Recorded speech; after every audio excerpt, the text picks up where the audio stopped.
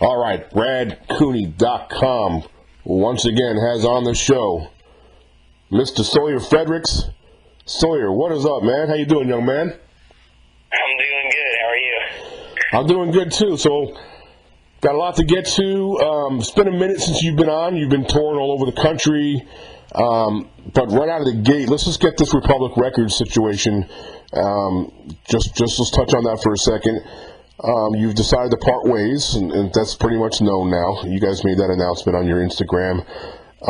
Personally, I think things happen for a reason, and I think that sometimes a change in course is necessary. So, basically, what are your plans now going forward? I'm really excited for the future just because I'll be able to work on the album, and I'm really excited to be just like an independent artist again. It's going to be really cool.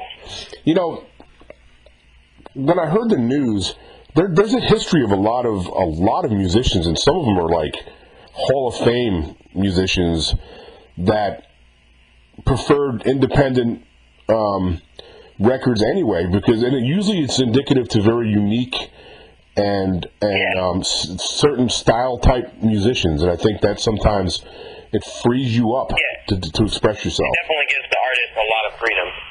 Yeah, exactly.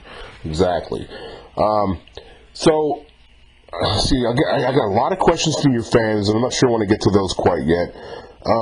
Let's talk about the possibilities of signing with a new label. Is that something that you're open to? Is it something you're not running from? But if it happens, cool. Kind of fill that blank in. It's not really something I'm looking for right now, but I mean, if I find a label that I really like, then I'll probably reach out to them. And what would be important to you as part of, let's just say, X label came up, whoever they are, and they said, hey, we want to sign a deal. What would be some very important things for you to have guaranteed in order for you to even think about that? Guaranteed. I don't really know, because I feel like I'm very capable of doing like most of the social media and that kind of stuff. Yeah. So I'm not really like, I don't know. You know what the nice thing about social media is now? Back like when I was in high school, like 150 million years ago, record labels was a really important thing for musicians. And I'm not saying that record labels don't have a purpose now, because they do. But with social media and iTunes and crowdfunding, these are all options that independent artists have that they didn't use. Definitely. Talk about that a little bit. I mean, yeah, definitely. You can definitely become a very good artist on like all those kind of websites and really have support from your fans, and then kind of work independently and be able to get your music out on various websites. And you really can. It's not too hard to be an independent artist. Mm-hmm. There's a guy that I subscribe to on YouTube. He has a YouTube page. He does like funny prank videos, really funny stuff. But it's all clean. It's not nothing nothing tacky, nothing like that. It's just good. It's just good, funny videos.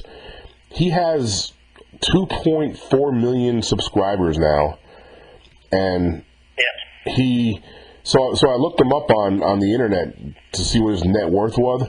This guy makes like $250,000 a year just on a YouTube page. It's ridiculous. So there you go. It's a prime example. You can do a lot of good stuff. Yeah. All right. So let's talk a little bit about when you look back at The Voice. Now, of course, you won season 8, and when you look back at that to where you are now, what's been the best part of that whole ride? The best part of that whole ride, I think, really just being able to. I mean, for The Voice, it was just meeting people, and after that, I think it was the co-writing and touring was my favorite thing about it. Just being able to perform that much and having people come to my shows, and it was just very exciting and, I don't know, reassuring. Do you keep in touch with anybody who you competed with? Yeah, I keep in touch with a lot of people from The Voice. So we all become very good friends. So. Yeah, and a lot of those musicians also have gone the independent way, and some of them are really, doing well with it. Yeah. What's the good and the bad about being more famous? I guess the bad is getting recognized when you go into like a diner. But other than that, it's all right. You know the actor Mario Lopez. You know who he is? I don't think I do. Mario Lopez was on that TV show Saved by the Bell. It was a sitcom back in like the 80s and 90s. And now he does a lot of like MC work for, I think it's Extra TV show. He does like red carpet shows, and he does some stuff like that. But anyway, I was at Los Angeles one time, and I was in this gym, and he was in there on a treadmill. No, on an exercise bike. And like while he's on the exercise bike, like 6 people came up to wanting pictures, selfies. Yeah. And so when he was finished, I walked up to him. I said, "Man, does that get old, man? When you're trying to like get a workout in, you have all these people coming up to you wanting pictures." And he was like, "Yeah, kind of." He's like, "I mean, I understand. There's the whole fan thing, but when I'm like at a restaurant with my family." Yeah, that's like when you have like other friends around you and people that you know, it's awkward. Yeah. What's the good part? What's the part you like about being more famous? I guess it's just more people listening to my music. Speaking of music, one of the things I like about you is your creativity. Very unique. It's just different. It is. It's just different. You're welcome. So when you create a song, what comes first? Like, do you hear the song in your head and then add lyrics, or is it the other way? Do you have lyrics that you've jotted down and then you add music to it? I mean, it varies, but like when I go and start writing a song, I'm playing guitar a little bit. Then I start doing like weird melody things and kind of getting the idea of like what kind of emotion I want in the song, and then I try to figure out a story, and then once I write the story, I try to put myself into the story to convey the emotion and the heartfelt that it needs. Do you ever, just throughout your travels, or just see something? It could be anything. It could be a field. It could be a thunderstorm, or it could be anything. So anything you see in your daily travels, does something ever catch you and then, hey, yeah, it could be a pretty good song right there? Does it work like that sometimes? I don't think so.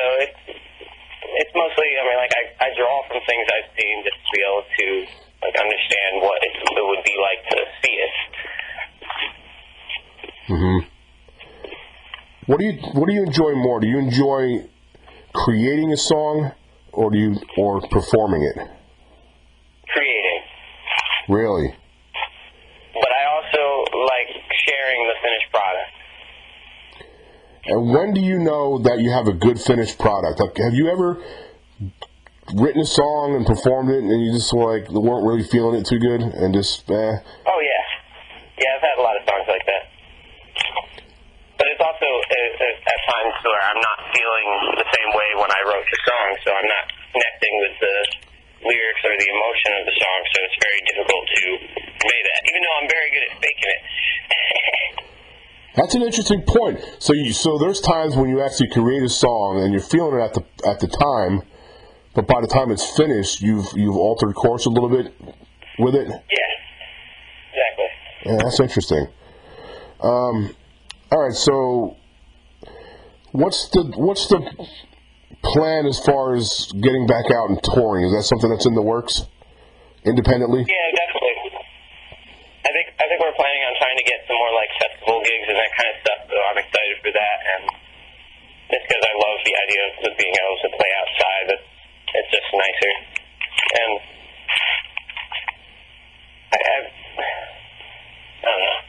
Do you have any favorite spots, like all the places you've toured since The Voice? Do you have any parts of the country you really enjoyed?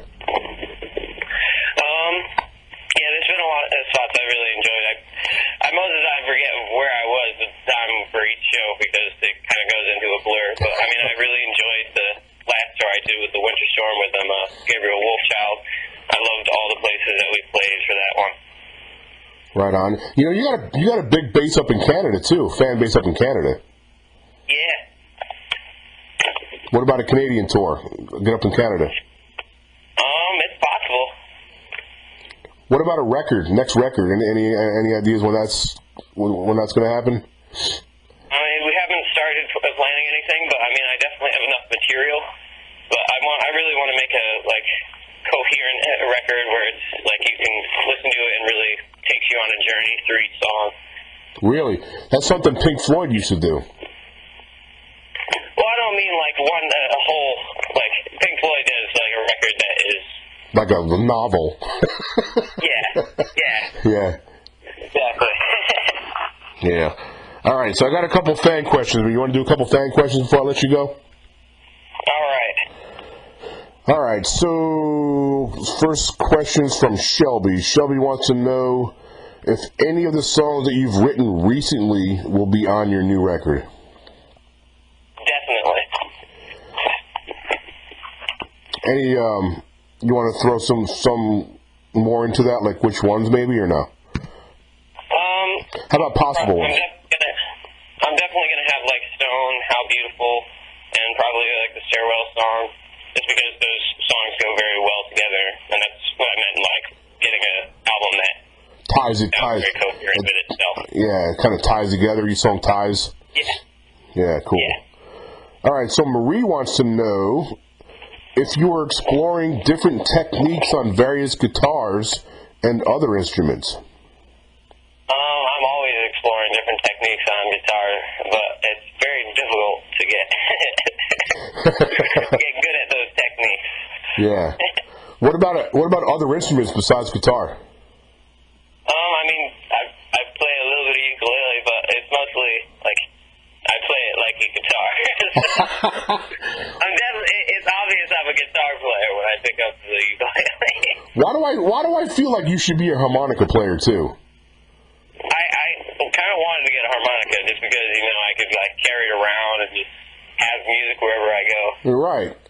That's so you. I mean, you just seem like you should be a harmonica player also, like Neil Young. You just break it out at the someday. Yeah.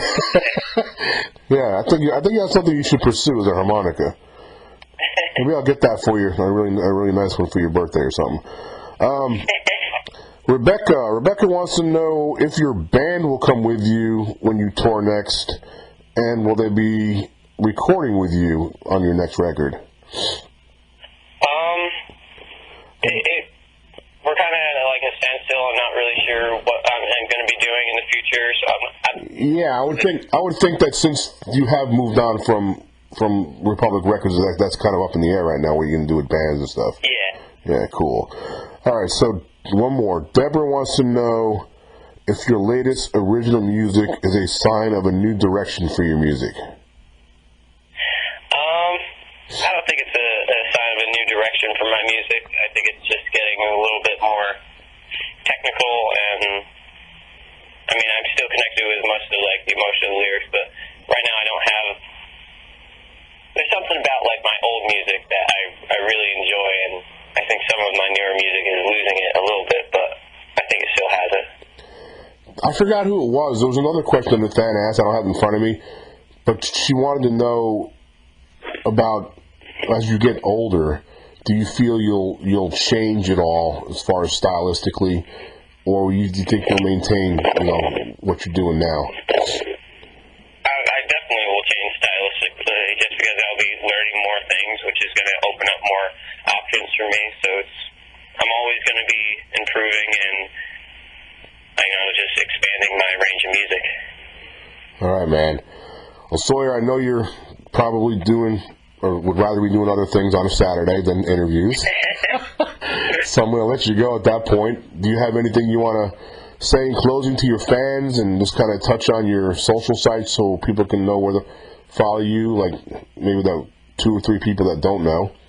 I mean, yeah, you can find me on Twitter and Instagram at Sawyer FRDRX, and you can find me on my website, which is SawyerFredericks.com. I'm on iTunes, so you can get any music that you want. Oh, you know what? What about your mom? Your mom mentioned something about you have something on vinyl now. Oh yeah. The record just went vinyl for the last tour I did, so you can find that on like SawyerFredericks.com and be able to get the vinyl of one of A Good Storm. That's great. That's a good collector's item for your fans. Yeah, definitely. All right, so fans, you heard it right there. Go get that on vinyl. All right, Sawyer, I'm gonna let you go. I really appreciate you doing this. Keep me up to speed on any changes, because your fans like clobber me hard on Twitter once. Yeah, they do that. Oh yeah, they're rabid, man. Like a bunch of rabid dogs. If they want information, man, my I have to shut off my notification sounds on my phone because it just blows up. I can't have my notifications on. Yeah, I can imagine yours. I mean, mine are bad enough. I can imagine what yours are. Jeez. All right, Sawyer, I appreciate you doing this, man. I'll be in touch. All right. Huh.